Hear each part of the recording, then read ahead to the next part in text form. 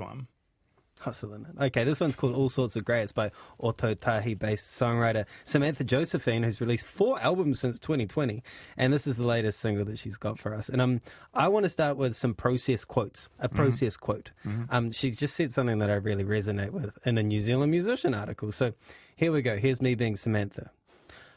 I'll just set up the recording equipment, find a chord I resonate with, and some rhythm will come. I'm recording all of this as it happens, and then the vocals start. I try not to pay attention to the words I'm saying and just follow the feeling of the sound. I try to get totally out of the way and record that, and it ends up being a song. End quote. And that way, I think she's super aspirational. That's brave. Yeah. Like, Again, I'm just really impressed by that. Yeah, me too. To press record, to not do anything before you press record of the writing. And then, except for, arrive at the point where you feel like record needs to be pressed. And then actually pressing it.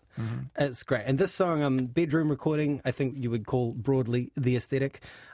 But there's one thing that really bewildered me sonically at the start. I thought that she was putting her vocals through almost a Lil Yachty vocal tremolo or something. Okay. Or speeding it up, opposite of Paul stretching it. It's just the way her voice came out in that moment, which goes really well with the knowledge of how she records these things. But it's wild. It's a wild vocal sound for the first thing. And it's like deeply emotional when you consider that it's not an audio effect. Not that audio effects can't be deeply emotional. Here we go. So it sounds different than it does on other tracks? Yeah, or even in the rest of the song. It sounds like just a one-shot sort of thing. And then you realize that it's just this raw recording, so it can't really be anything but what it really is. Is it sort of, that process is fascinating. Is it kind of tiptoeing into outsider art territory, or is it...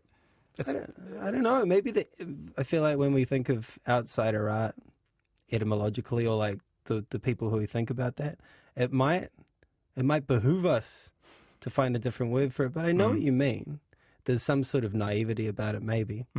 But it could be. It sounds avant-garde the way you're describing that. Avant-garde's a really good word for it, because I think avant-garde gives a bit more power to the composer rather than outsider art. Let's listen to the song. It's Samantha Josephine and All Sorts of Grey.